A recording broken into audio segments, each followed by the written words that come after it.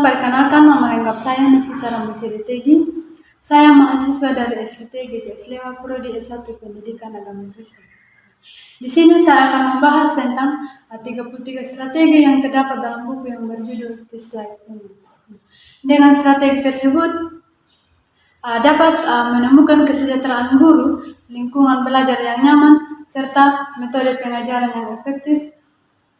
Dalam buku tersebut juga menekankan bahwa keberhasilan pendidikan di Finlandia tidak hanya bergantung pada kurikulum atau teknologi canggih, tetapi lebih pada cara mereka menjaga keseimbangan antara akademik dan kesejahteraan siswa serta guru.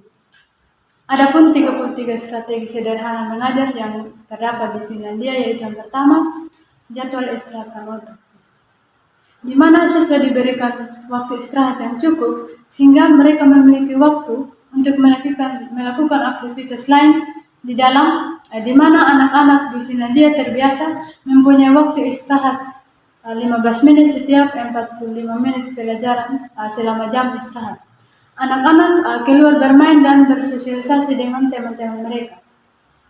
Istirahat ini biasanya dilakukan dengan aktivitas fisik ringan seperti berjalan atau bermain di luar kelas. Hasilnya, siswa lebih fokus saat kembali ke kelas dan mengalami peningkatan daya serap terhadap materi pembelajaran. Kemudian yang kedua, belajar sambil bergerak. Di Finlandia, tidak selalu dilakukan dengan duduk, namun siswa juga didorong untuk aktif bergerak.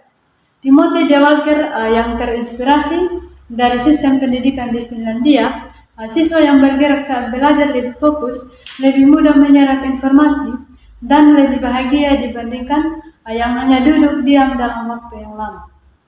Kemudian yang berikut, research sepulang sekolah.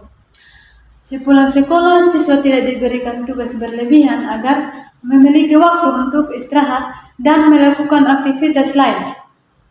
Setelah seharian penuh belajar di sekolah, anak-anak dan juga guru membutuhkan waktu untuk istirahat dan memulihkan energi mental dan fisik mereka, bukan langsung tenggelam dalam tugas atau les tambahan. Kemudian yang berikut, menyederhanakan ruang kelas. Ruang kelas didesain agar nyaman dan tidak terlalu penuh dekorasi yang mengganggu. Timothy D. Walker mengatakan dengan menyederhanakan ruang kelas dapat mengurangi kekacauan visual dan benda-benda yang tidak perlu di ruang kelas. Tujuannya adalah untuk menciptakan suasana yang lebih bersih, tenang, dan mendukung fokus belajar siswa. Kemudian yang berikut, menghirup udara segar. Aktivitas di luar ruangan dianggap penting untuk kesehatan fisik dan mental siswa. Dengan mengajak siswa untuk keluar dari kelas dan menghabiskan waktu di luar ruangan, baik untuk belajar maupun sekedar beristirahat, agar mereka bisa mendapatkan udara bersih dari sinar matahari dan perubahan suasana. Kemudian yang berikut, masuk ke alam liar. Siswa sering dibawa ke alam untuk belajar dan bermain, meningkatkan kreativitas mereka. Alam dapat membantu anak-anak belajar membangun kepercayaan diri mereka, mengurangi gejala gangguan hiperaktif akibat kurangnya perhatian, menenangkan anak-anak, serta membantu mereka untuk fokus. Kemudian yang berikut, menjaga kedamaian. Dengan menciptakan lingkungan kelas yang tenang dan kondusif untuk belajar. Penghargaan terhadap kedamaian adalah sesuatu yang dibuktikan dalam bahasa Finlandia. Kedamaian di sana yaitu kedamaian saat makan dan kedamaian saat makan. Kemudian yang berikut, merekrut tim kesejahteraan. Ini menjadi salah satu cara mendukung kesehatan mental dan emosional siswa. Di Finlandia, seorang guru kelas berkumpul dengan para profesional dari sekolah lain, kepala sekolah, perawat, pekerja sosial, psikologi, dan guru pendidikan khusus untuk membahas kebutuhan individual di kelas mereka masing-masing. Kemudian yang berikut, mengenal setiap anak. Guru harus berusaha memahami karakter dan kebutuhan setiap siswa. praktik sederhana yang dilakukan di Finlandia yaitu dengan mengajak murid-murid makan siang bersama secara teratur dan melaksanakan kunjungan rumah adalah beberapa cara untuk memperdalam hubungan antara guru dan murid. Kemudian yang berikut, bermain dengan murid-murid. Dengan adanya interaksi sosial yang positif antara guru dan siswa, di hari pertama Timothy De Walker mengajar di Finlandia. Dia memimpin murid kelas 5 ke salah satu tempat senam sekolah untuk bermain secara berkelompok di saat mereka beristirahat. Namun rutinitas ini cepat membuat mereka bosan. Salah satu murid di Finlandia mengusulkan permainan menendang kelereng. Kemudian yang berikut, merayakan pembelajaran. Setiap pencapaian siswa, guru harus memberikan apresiasi agar siswa lebih percaya diri. Dengan meluangkan beberapa menit di akhir pelajaran, menulis atau meminta beberapa anak untuk membaca tulisan mereka seperti cerita atau puisi di depan kelas. Nah, ini membuat mereka semakin dekat dan memotivasi mereka untuk menulis dengan kualitas yang lebih baik selama pelajaran. Kemudian yang berikut, mengejar mimpi kelas. Agar tujuan dan impian yang ingin dicapai oleh siswa dalam proses belajar, mimpi kelas bisa menjadi sebesar apapun yang dikehendaki guru dan murid. Namun hal yang paling penting untuk diingat adalah bahwa itu harus bagi dengan semua orang dan realistik. Kemudian yang berikut, menghapus persikan atau bullying. Sekolah harus memiliki sistem yang tegas untuk mencegah dan mengatasi persikan atau bullying. Sebagai pemimpin kelas atau sebagai seorang guru, banyak hal yang perlu kita lakukan untuk memutuskan persikan atau dengan kata lain, menghentikan sebelum memulai. Strategi tersebut bisa menjadi langkah utama untuk memperkuat rasa dimiliki dalam kelas. Kemudian yang berikut, berkawan. Siswa diajarkan pentingnya membangun hubungan sosial yang baik. Strategi berkawan ini tidak memerlukan persiapan yang baik. Apa yang esensial adalah bahwa ingatan jenis ini antara kelas kita dan kelas lain terjadi sebelum tahun pelajaran berlangsung, sehingga siswa dan guru dapat menikmati rasa ingin memiliki. Kemudian yang berikut, mulai dengan kebebasan. Siswa diberikan kebebasan untuk membuat pilihan dan mengambil suatu keputusan dalam proses belajar. Mulai dengan kebebasan dalam cara yang paralel, mirip dengan praktik pada tes, sebuah penilaian yang dilakukan sebelum pelajaran, di mana para siswa memiliki sebuah kesempatan untuk menunjukkan apa yang telah mereka ketahui di tahap awal belajar. Kemudian yang berikut, meninggalkan batas.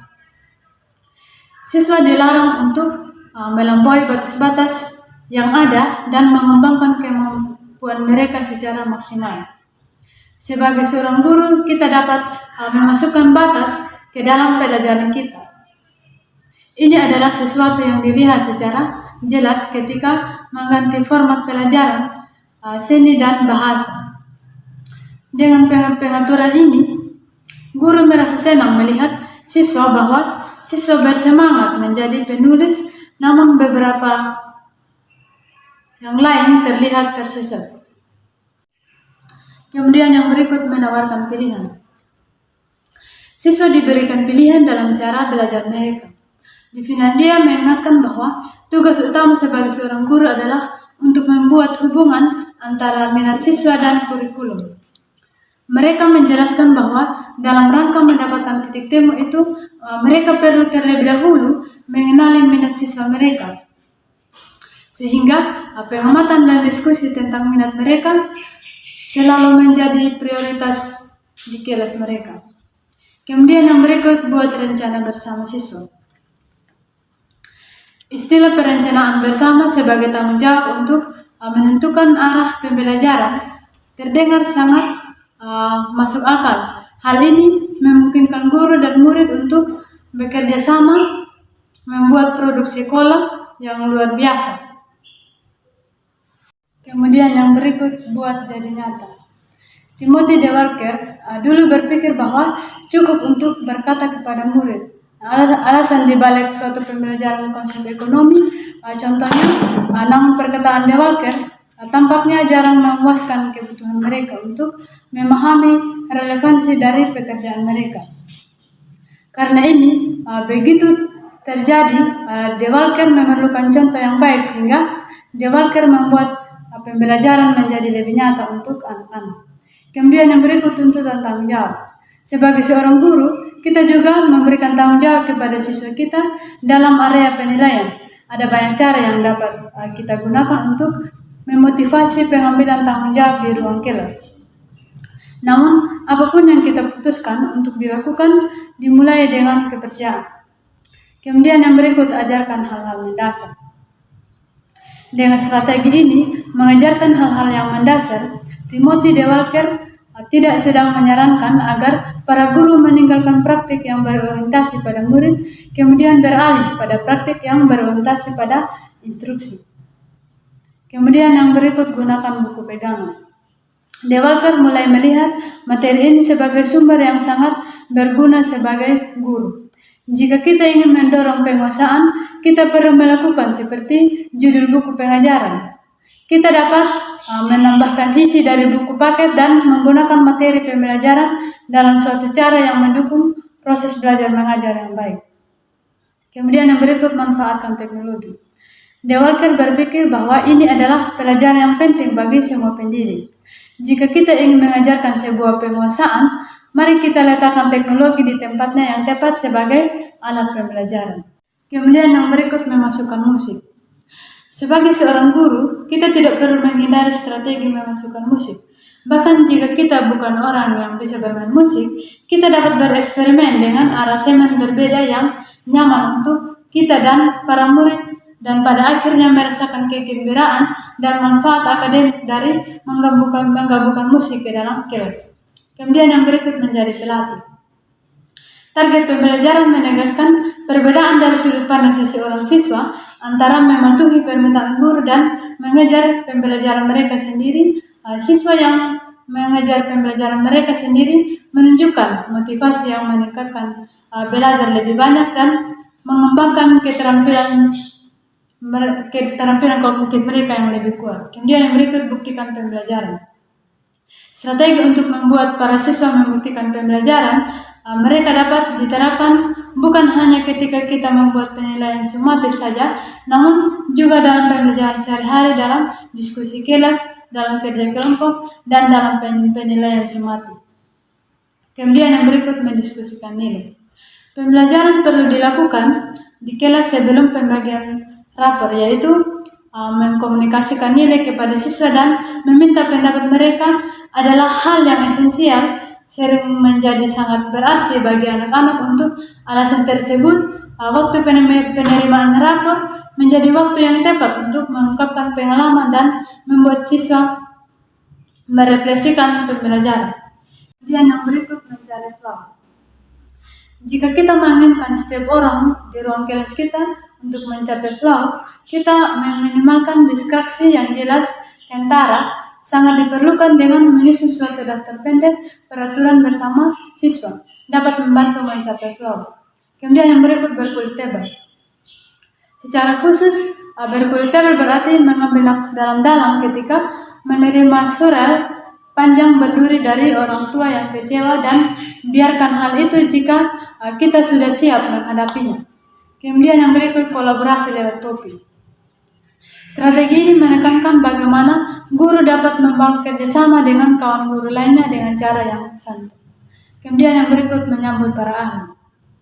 Sekolah mengundang profesional dari berbagai bidang pendidikan untuk berbagi pengetahuan dan pengalaman.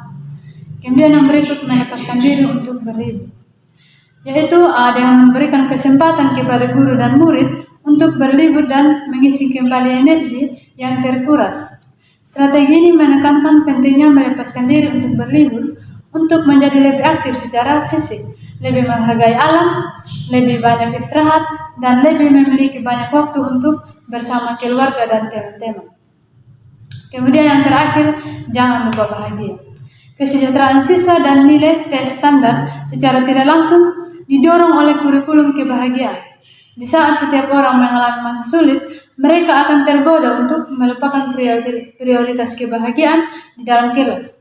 Nah, oleh sebab itu, perlu untuk menjaga kebahagiaan agar tetap semangat mengajar dan mengingat serta memprioritaskan kebahagiaan di dalam kelas.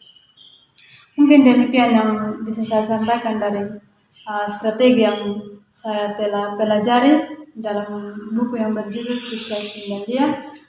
Sekian dan terima kasih.